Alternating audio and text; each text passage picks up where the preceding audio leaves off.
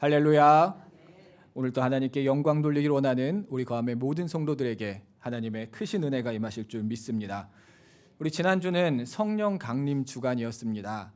성령께서 마침내 제자들에게 임하실 때 그들이 큰 권능을 받고 증인된 삶을 살아갈 수 있게 되었습니다. 우리는 성부, 성자, 성령 삼위일체의 하나님을 믿고 있습니다. 그리고 이 성경은 그 삼위일체 하나님께서 어떻게 우리에게 역사하셨는지를 알고 보여주고 있습니다. 구약 성경의 대부분은 하나님께서 이스라엘 백성들을 선택하시고 그 백성들에게 신실하게 은혜를 주신 내용입니다. 그 백성들은 범죄하였지만 하나님은 그 약속을 끝까지 지키셨던 하나님의 은혜의 내용이 바로 구약 성경의 내용입니다. 신약 성경의 복음서는 이 땅에 오신 성자 예수님의 사랑에 대해서 우리에게 보여주고 있습니다. 그리고 서신서에서는 성령께서 임재하심으로 말미암아 주님의 뜻이 어떻게 이루어지는지를 우리에게 알려주고 있습니다. 그러나 성부, 성자, 성령이신 하나님이 그렇게 각각 따로 활동하신 것은 아닙니다. 오순절 마가의 다락방에 임했던 그 성령은 갑자기 뚝 떨어진 성령이 아니라는 것입니다. 하나님께서 그렇게 갑자기 계획하시고 했던 사건이 아니라는 것입니다. 이미 성경에서 이러한 일들이 일어날 것을 알려주고 있습니다. 그게 바로 오늘 우리가 읽은 에스겔 본문의 말씀입니다. 너희에게 내 영이 임하게 될 것이다. 그 영이 임할 때에 너희에게 어떤 일이 일어나게 될지를 이미 에스겔을 통하여서 하나님께서 말씀하셨다라는 것입니다. 자, 그런데 여러분, 에스겔 하면 가장 먼저 떠오르는 것은 무슨 내용인가요?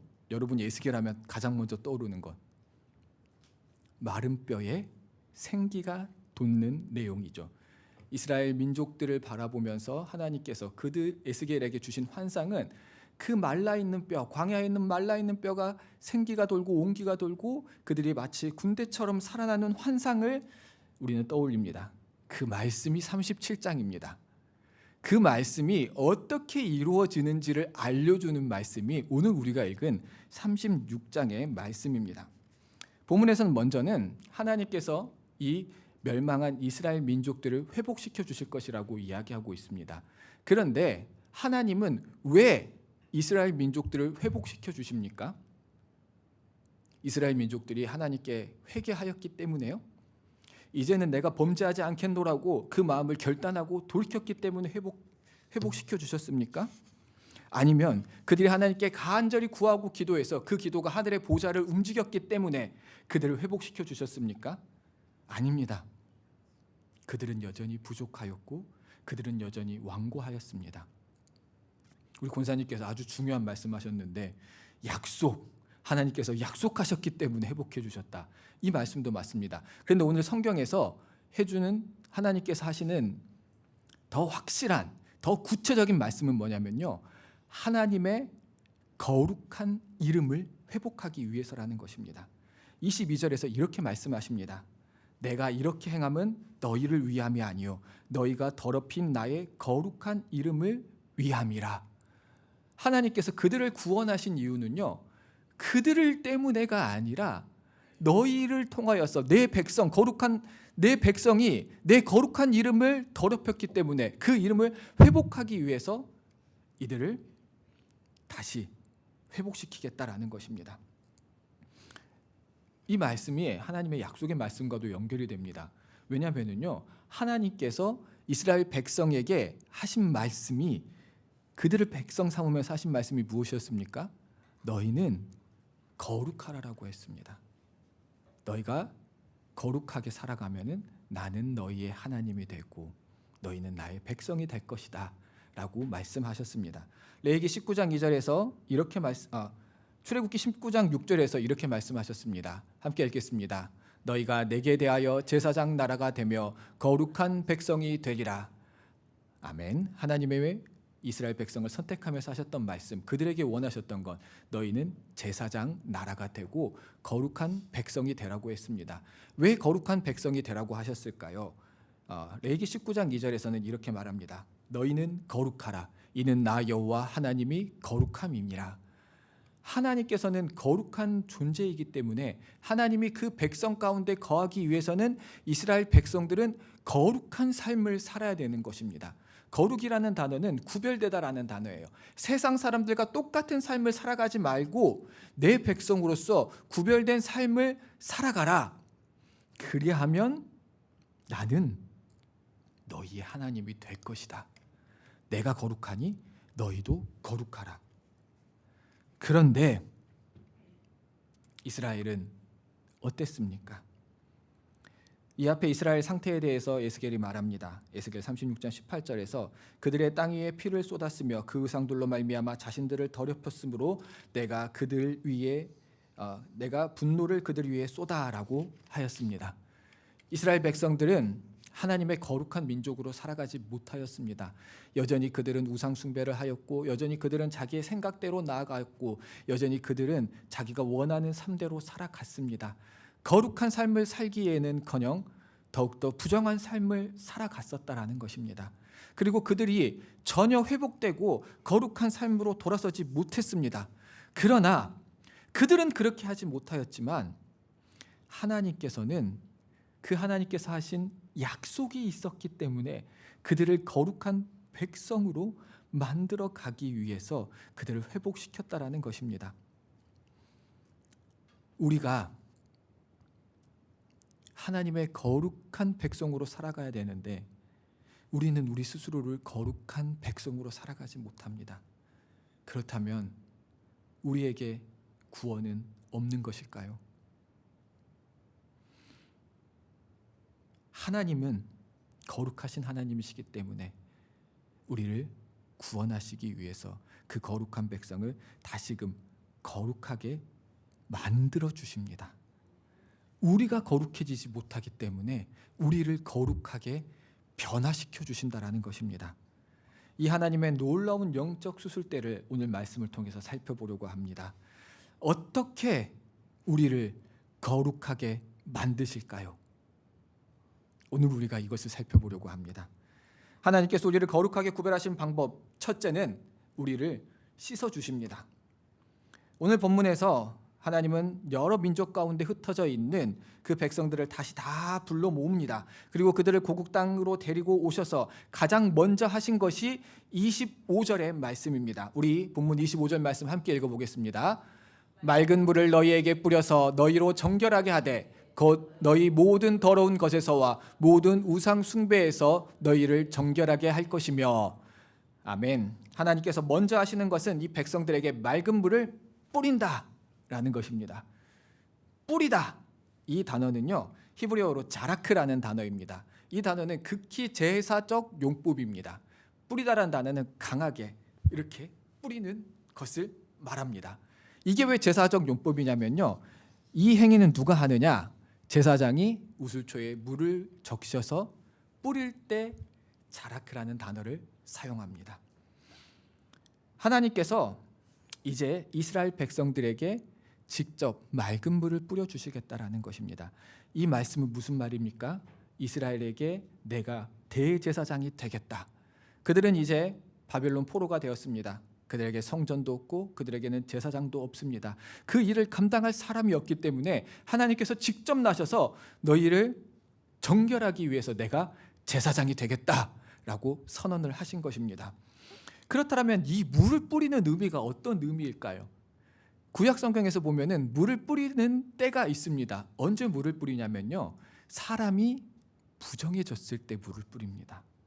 민수기 19장에서 살펴보면은요, 사람이 부정해질 때, 언제 부정해질 때? 시체를 만지거나 죽은 동물의 사체를 만졌을 때 사람이 부정해집니다. 그 자는 성전으로 들어올 수가 없습니다. 그 사람이 성전으로 들어오기 위해서는 일정한 시간을 지나야 되고, 일정한 시간이 지나서 제사장이 그 사람에게 우슬초로 잿물을 뿌렸을 때 그때 그가 다시 정결해지고 주님의 성전으로 들어올 수 있게 됩니다. 부정한 자는 하나님 앞에 들어올 수 없기 때문이죠. 그런데 잿물을 뿌렸습니다. 왜 잿물을 뿌렸을까요? 그냥 보면은 알 수가 없는 이야기죠. 왜 잿물을 뿌리지? 이 물은요, 깨끗하게 흐르는 시냇물에다가 재를 뿌리는데 어떤 재를 뿌리냐면은 성전 밖에서 죽인 암송아지를 태워서 재를 만듭니다. 다시 말해서 무엇을 의미합니까? 내가 정결해지기 위해서는 사실 내가 내 죄를 짊어지고 죽어야 되지만 다른 동물이 그 생명이 죽음으로 말미암아 그 생명의 죽음에 물을 섞어서 그 물이 뿌려짐으로 정결해질 수 있다라는 것입니다. 그런데 여기서 한 가지 궁금한 게 생기지 않습니까? 왜 하나님께서는 맑은 물을 뿌려주신다라고 할까요? 제사장이 뿌리는 그 잿물은요, 일회성입니다. 내가 지금 지었던 부정함, 나의 죄를 한 번 씻어주는 일회성입니다. 똑같은 일이 있다라면은 똑같이 또 잿물을 잡아서 그 잿물을 뿌려야 되는 것입니다. 그것은 계속해서 해야 될 일이죠. 그러나 하나님께서 하실 때는 그것을 계속해서 하시지 않는다라는 것입니다. 하나님께서 뿌리시는 물은 맑은 물입니다. 이 단어는 히브리어로 마힘 테우림이라는 뜻인데, 마임이라는 말은 물이고요, 테우림이라는 것은 아무것도 섞여 있지 않는 깨끗하고 순수한 상태의 물이라는 것입니다. 정결한 물을 우리에게 뿌려주신다라는 것입니다. 성도 여러분, 흠도 없고 순수하고 깨끗하며 우리를 본질적으로 영원히 깨끗하게 만들어줄 수 있는 이 물이 무엇입니까? 바로 예수 그리스도의 보혈이라는 것입니다. 그 보혈을 우리에게 뿌려주심으로 말미암아 우리를 정결케 해주신다라는 것입니다. 에스겔에게 주어주셨던 이 말씀을 받았던 이스라엘 민족은 이게 무슨 뜻인지 몰랐을 것입니다. 맑은 물을 뿌려준다라는 게 무슨 뜻인지 몰랐을 것입니다. 정결한 맑은 물은 세상에 존재할 수가 없습니다. 그것은 오직 우리 주 예수 그리스도의 보혈뿐이라는 것입니다. 주님께서는 우리가 스스로 거룩해질 수 없기 때문에 우리를 거룩하게 만들 방법을 생각하셨고, 그 거룩해지기 위해서 가장 깨끗한 물을 우리에게 준비하셨습니다. 그것이 예수 그리스도의 보혈입니다. 그리고 그 보혈이 우리가 알고 있는 가장 큰 사랑입니다. 그 십자가의 사랑을 우리가 깨달아 알기 바랍니다. 하나님께서는 우리를 거룩한 백성으로 다시 만들기 위해서 먼저는 그 사랑을 우리에게 주셨다라는 것입니다. 그런데 대제사장 되신 하나님께서 우리를 정결하게 하신 이유는 무엇일까요? 그 구체적인 이유는 무엇일까요? 단순히 깨끗한 빈 방을 만들기 위해서 우리를 정결하게 하셨습니까? 아닙니다. 사랑의 하나님께서 그렇게 행하신 이유는 우리 안에 들어와 사시기 위해서입니다. 하나님께서 우리를 거룩하게 구별하신 방법 둘째는 하나님의 영을 우리 속에 두십니다. 오늘 말씀 26절과 27절에서는 하나님께서 정결하게 하신 이유가 나옵니다. 내 영을 너희 속에 두겠다라고 말씀하십니다. 하나님께서는 그들 가운데 있기 위해서 그들을 거룩하게 구별하시고 그들의 죄를 씻어주신 것입니다. 왜냐하면 하나님은 거룩하신 하나님이라 거룩하지 않는 존재들 가운데 있을 수가 없다라는 것입니다. 그런데 여러분, 이게 바로 성령의 임재잖아요. 이 성령의 임재가 생각해 보면은요, 정말 놀라운 사랑이라는 사실을 우리는 알아야 됩니다. 왜 이것이 놀라운 사랑일까요? 기독교 선교연맹의 창시자인 A.B. 심슨이라는 사람이 성령님에 대한 묵상에서 이런 말을 하였습니다. 함께 읽겠습니다. 성령이 이 세상에 오셔서 지금까지 우리와 함께 하시는 것은 예수 그리스도의 성육신 및 대속의 희생과 가히 비견될 수 있는 것이다 라고 말씀하였습니다. 성령께서 우리 가운데 있는 거는요, 주님의 성육신, 주님께서 이 땅 가운데 낮은 자의 모습으로 오신 것과 우리를 위하여 십자가를 지셨던 것과 비견될 수 있는 일이라고 말하였습니다. 제가 이걸 어떻게 쉽게 설명을 할까 생각을 하다가 한 다큐멘터리가 생각이 났습니다. MBN에서 예전에 이런 다큐멘터리 했어요. 산호라면, 혹시 기억하나요? 휴먼 다큐멘터리 산호라면. 이게 좀 오래된 건데 2012년에 이런 방영분이 있었습니다. 반짝이 할머니와 꽃미남 손자라는 다큐멘터리가 있었습니다. 이 다큐멘터리의 내용을 살펴보면요, 반짝이 옷을 좋아하는 할머니 그리고 꽃미남 손자가 단 둘이서 살아가는 모습을 촬영하였습니다. 이 처음 영상을 보면은 손자가 약간 못된 놈 같아요. 손자들이 늘 그렇듯이 할머니의 일상은 아침에 손자를 깨우는 것부터 시작을 합니다. 손자는 아침에 잘 안 일어나고 할머니는 얘를 빨리 깨워서 뭔가를 먹이고 싶고, 그래서 손자를 깨우기 위해 할머니는 분무기를 가져다가 얼굴에다가 뿌리면서 야 빨리 일어나 빨리 일어나. 그러면 손자는 악 하면서 짜증을 냅니다. 짜증을 내서 느릿느릿하게 일어나서 이제 학교를 막 가려고 짐을 싸가는데 할머니는 그 손주를 붙들고 이거 먹고 가! 그러면 할머니 왜 이래? 나 안 먹을 거야. 먹고 가. 아침에 먹는 건 다 버리러 가는 거야. 먹고 가. 그러면 이 손주는 막 짜증을 내다가 할머니 나 빨리 학교 가야 되는데 하면서 마즙을 먹습니다. 손주가 마즙을 먹고 싶겠습니까? 그래서 이 마즙을 먹습니다. 그래서 처음에 이 영상을 보면서 좀 버릇없는 손주인가? 라고 생각을 했습니다. 그런데 영상을 끝까지 보면은 놀라운 사실을 발견하게 됩니다. 이 손주는 절대 버릇없는 손주가 아니에요. 할머니랑 살아가기 때문에 할머니랑 맞지 않는 부분, 불편한 부분들이 있습니다. 그런데 이 할머니랑 살기 위해서 그 손자가 스스로 선택을 했어요. 엄마가 없는 줄 알았는데 엄마가 버젓이 있어요. 자기 집이 버젓이 있어요. 그런데 할머니 집에서 살아가고 있습니다. 그것도 자기가 스스로 내가 전학 갈 거야. 자기 친구들을 버리고 자기가 다녔던 학교를 버리고 자기의 아늑한 방을 버리고 할머니의 집으로 갑니다. 왜 할머니의 집으로 갔냐면요, 이 할머니가 사기를 당해서 전 재산을 잃고 우울증에 걸렸던 거예요.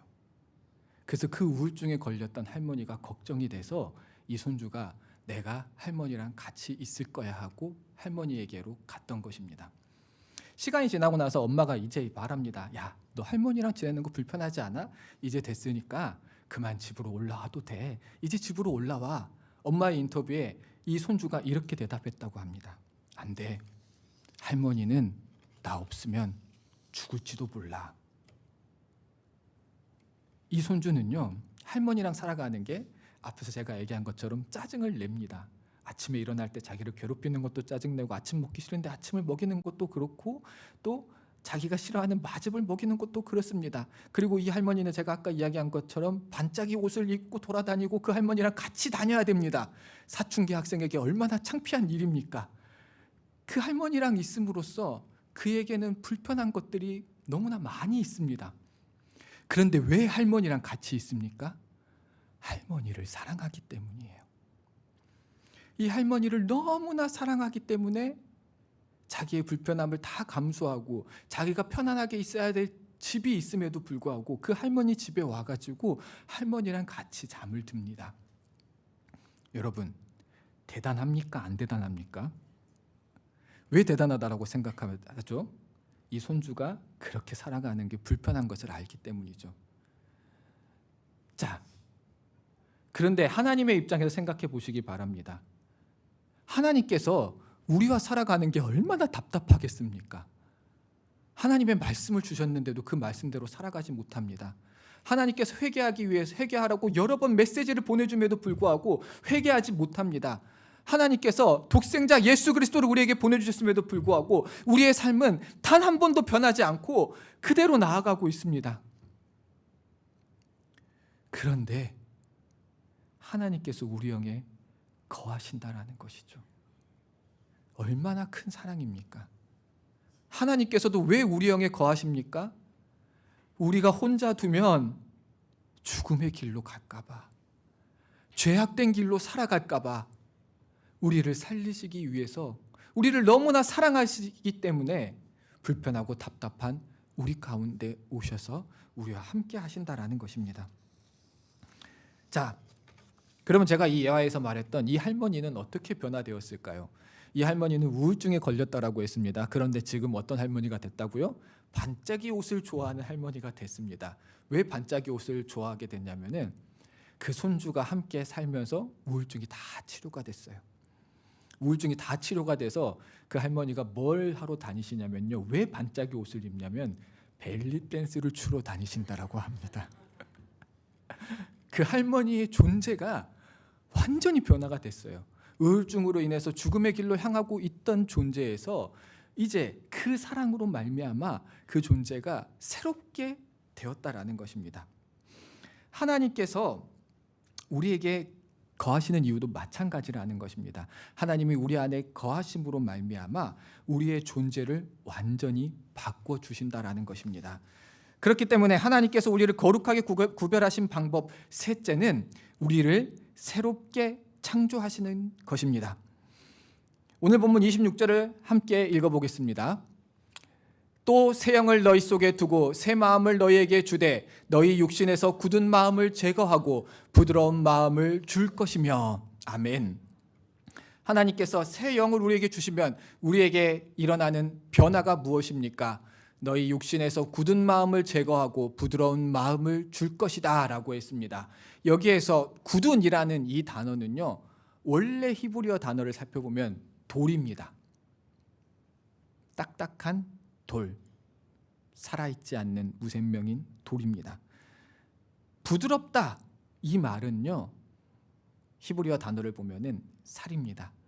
따뜻한 온기가 있는 생명이 도는 그 살로 변화시킨다라는 것입니다. 인간은 에덴 동산에서 처음 하나님의 말에 불순종하면서부터 우리의 마음은 돌과 같은 마음이 되었습니다.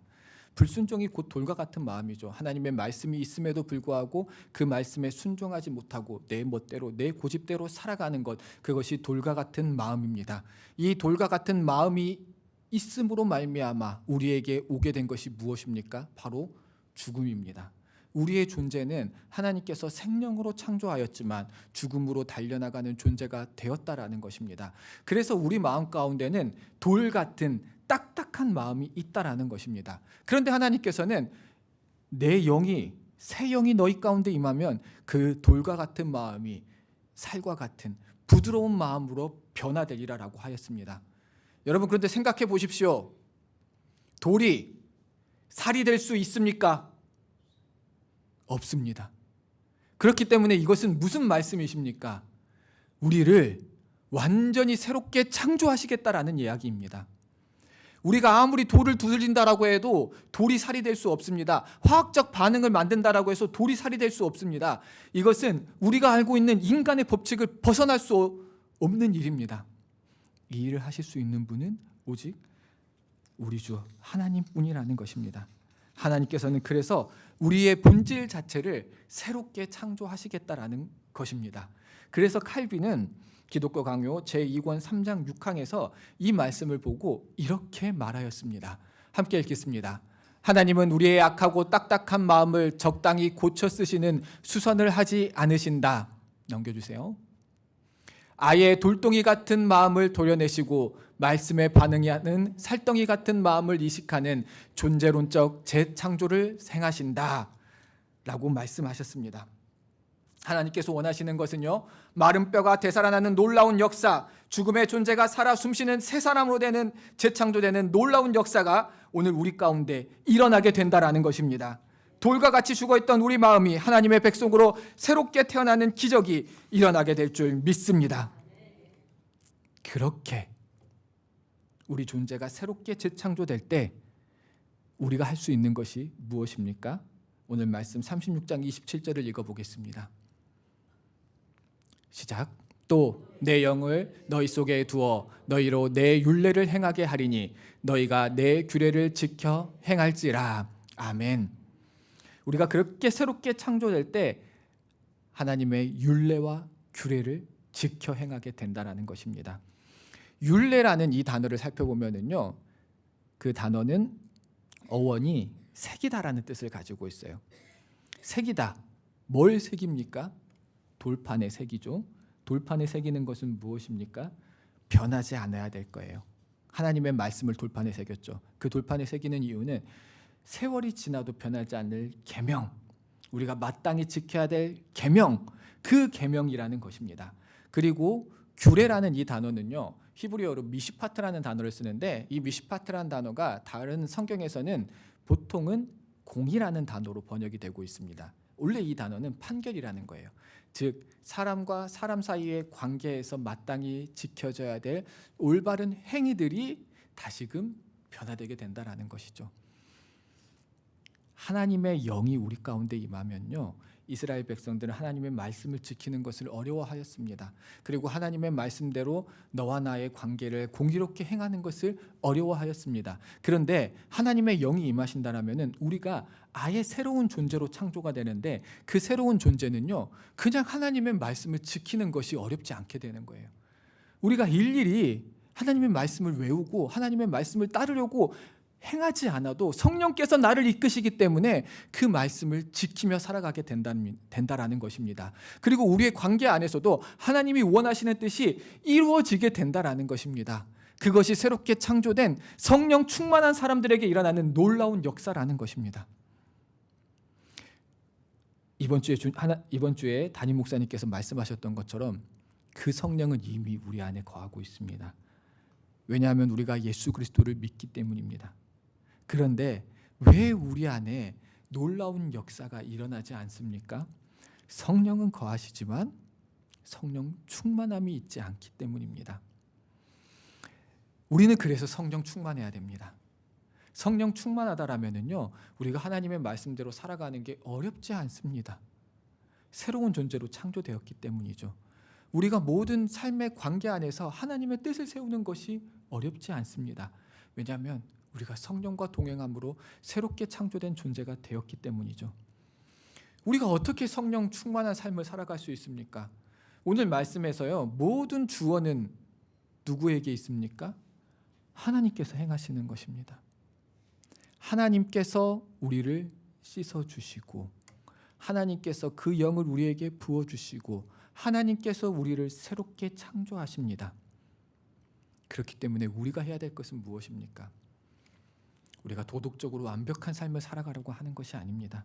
우리가 하나님의 말씀을 잘 지키고 율법적으로 살아가려는 노력을 하라는 게 아닙니다. 우리가 하나님께 우리의 두 손을 들고 나가야 됩니다.